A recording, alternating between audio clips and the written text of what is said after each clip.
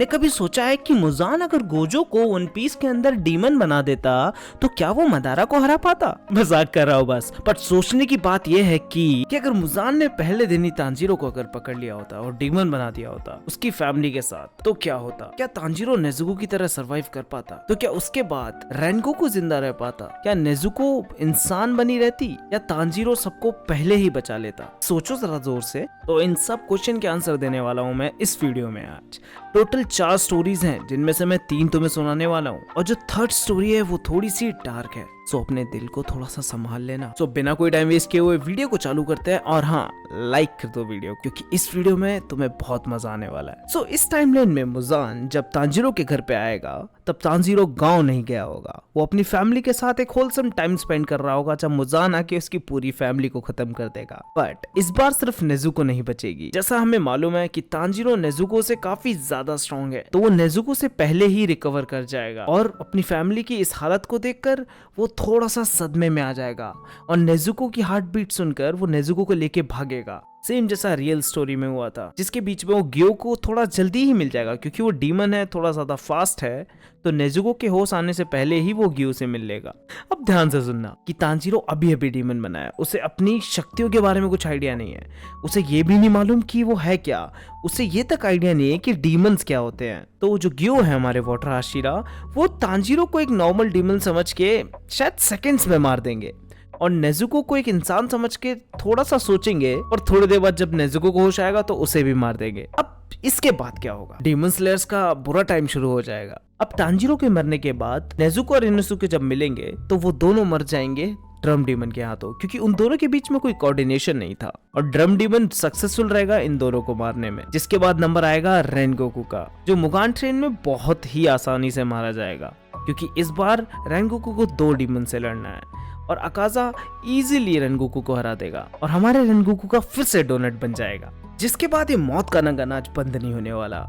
अगला नंबर आएगा sound Hashira और उसकी 3 खूबसूरत बीवियों का, क्योंकि इस बार उसकी मदद करने के लिए ना ही नेजुको होगी, ना ही तांजीरो, ना ही इनोसुके, ना ही जेनेसु। तो वो वाली फाइट तो चालू होने से पहले ही खत्म हो जाएगी। एंड जिस हिसाब की हालत जो इनकी हो रही है उस हिसाब से धीरे धीरे सारे ही डीमन स्लेयर्स की डेथ हो जाएगी और उसके बाद मुजान धीरे धीरे जापान और उसके बाद पूरे वर्ल्ड को कंट्रोल कर लेगा। अब चालू होता है स्टोरी का पार्ट 2 और ये सब हुआ सिर्फ किस वजह से?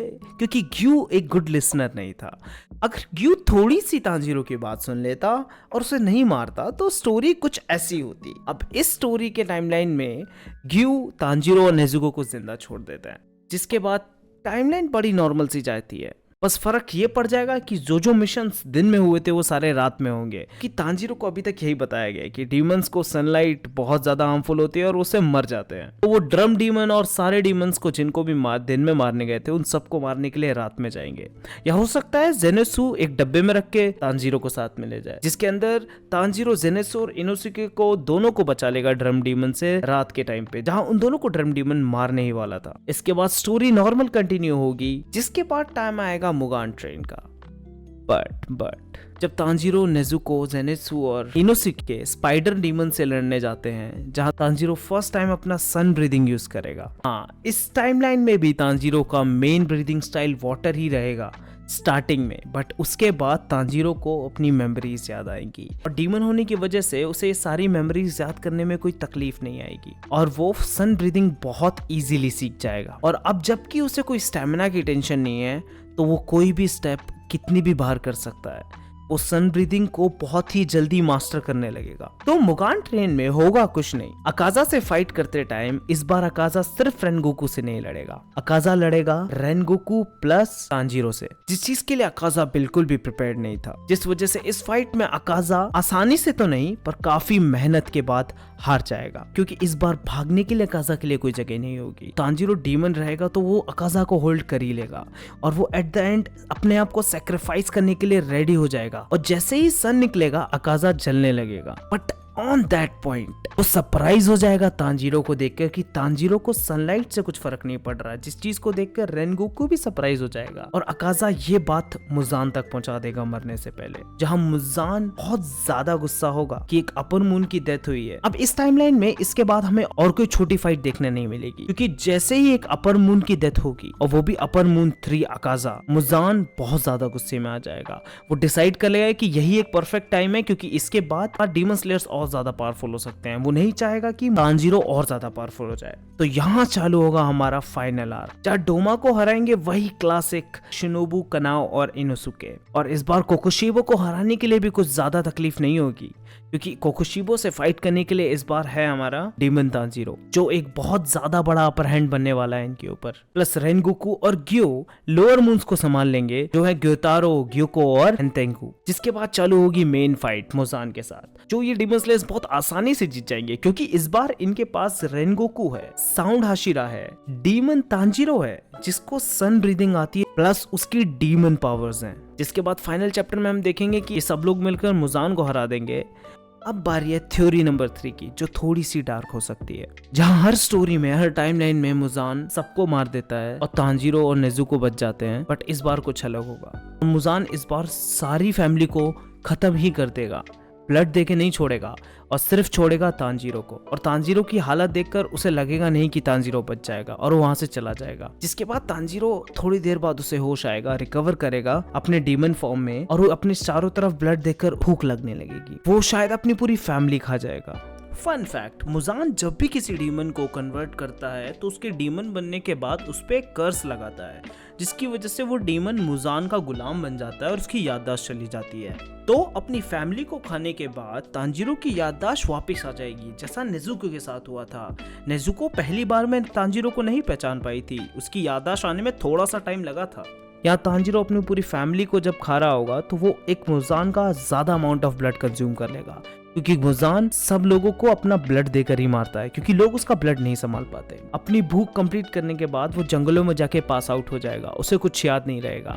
जब उसे होश आएगा तो वो देखेगा कि ये क्या हो गया। वो अपने ऊपर और गुस्सा हो जाएगा और उसकी लाइफ का सिर्फ एक ही टास्क रहेगा कि वो कैसे मुजान को मारे और अपनी फैमिली का बदला ले। जहाँ इस टाइमलाइन में तांजीरो सारे डीमंस को मारता है। अब इस टाइमलाइन में तांजीरो को कोई आइडिया नहीं है कि डीमंस क्या होते हैं, वो कैसे मरते हैं, कुछ भी नहीं मालूम। तो वो डीमंस को मारने जब निकलेगा तो वो दिन में निकलेगा, क्योंकि उसे कोई आइडिया ही नहीं है कि एज अ डीमन उसे सन से कोई खतरा है। तो अब इस टाइमलाइन में तांजीरो पहले से ही सन में वॉक करने लगेगा।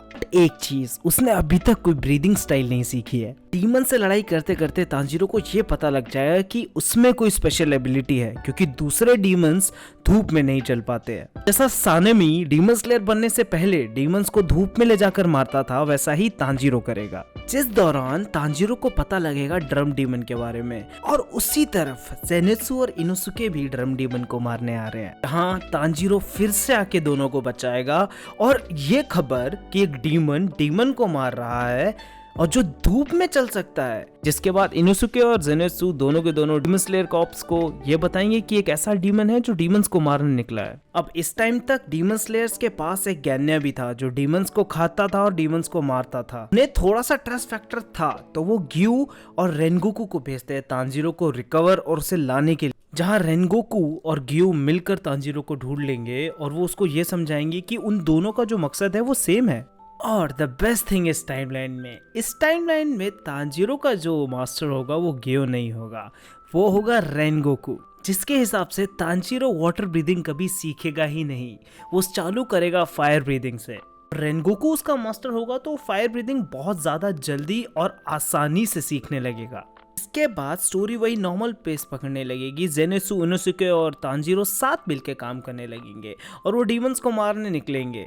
वो बहुत सारे पावरफुल डीमंस को हरा देंगे बड़ी आसानी से, जैसे स्पाइडर डीमंस और एसेक्ट्रा एसेक्ट्रा। कुछ समय बाद टाइम आएगा मुगान ट्रेन का, जहाँ रेनगोकू और तांजीरो की लड़ाई होगी अकाजा से। बट इस बार अकाजा के लिए फाइट थोड़ी टफ पड़ जाएगी, और इसी फाइट में तांजीरो को आएगी अपनी मेमोरी फ्लैशबैक और वो सीखेगा सन ब्रीदिंग। जैसा कि हम जानते हैं डीमन तांजीरो के पास स्टैमिना और इस सब की कोई प्रॉब्लम ही नहीं है, तो वो स्टेप्स को रिपीटिवली करेगा और अकाजा को मारने वाला इस बार रेनगोकू नहीं तांजीरो खुद होगा। और चलो हम ये मान लेते हैं कि रेनगोकू और तांजीरो मिलके भी उसे नहीं मार पाते हैं, पर सन का क्या? तांजीरो इतना तो पावरफुल है ही कि रेनगोकू के साथ मिलकर वो अकाजा को सनराइज तक रोक ले। और इस टाइमलाइन में भी अकाजा मरने से पहले अकाजा मुजान तक ये बात पहुंचा देगा कि एक डीमन है जो सन ब्रीदिंग करता है और शायद उसे सन से भी कोई प्रॉब्लम नहीं होती है।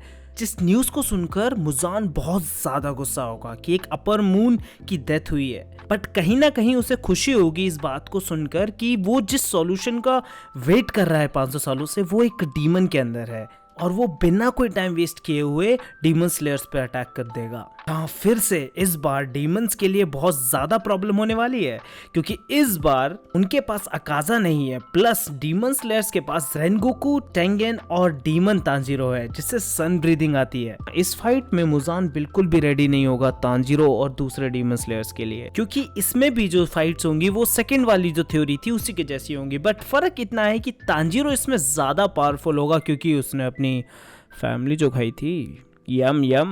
इस स्टोरी में एक प्लस पॉइंट होगा कि हम तांजीरो को थोड़ा ब्लड शेड करता हुआ ज्यादा देखेंगे क्योंकि वो डीमन है। और हाँ, तांजीरो और कोकोशिबो की फाइट तो बहुत ही ज्यादा नेक्स्ट लेवल होगी क्योंकि वो दोनों ऑलमोस्ट इक्वल पावरफुल ही रहने वाले हैं। अगर तुम्हें कोकोशिबो पसंद है तो उससे रिलेटेड मैंने एक पूरी स्टोरी लाइन की वीडियो बनाई है, वीडियो के एंड में क्लिक करके देख सकते हो। अब तुम एक चीज सोचो, फोर्थ स्टोरी क्या हो सकती है? क्या फोर्थ स्टोरी में तांजीरो मुजान को ज्वाइन कर लेगा और वो डीमन स्लेयर कॉप के अगेंस्ट में जाएगा? थोड़ा सा दिमाग लगाओ। अगर इसके ऊपर वीडियो चाहिए तो लाइक करो, सब्सक्राइब करो। डीमन स्लेयर के और भी ऑसम कंटेंट के लिए मेरा चैनल चेक करो जहां मैंने बहुत सारी वीडियोस अपलोड की है।